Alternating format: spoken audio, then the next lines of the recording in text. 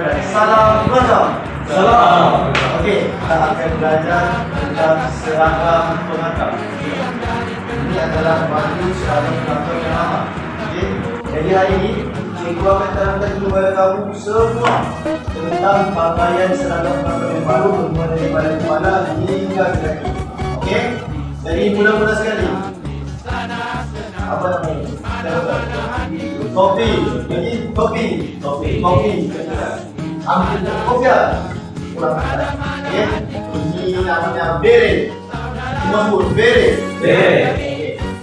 Saya namanya adalah scarf. Apa? Scarf. Okey, tengok.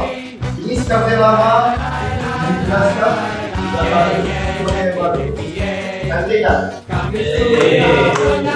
Masuk kepada pakaian. Pakaian lelaki dengan pendek. Semua juga. Pakaian pun berbeza daripada satu nama. Untuk nama berada di sebelah kanan. Okey, semua tengok pakaian masing-masing. Siapa nama di sebelah kiri dan kanan?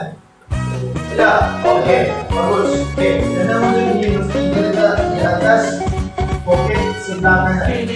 Tengok pakaian masing-masing. Okey, bagus. Kemudian ini adalah rencana keahlian. Siapa tidak rencana keahlian? Okey, kita pula ke bahagian sebelah kanan. Okey, kalau macam ini boleh.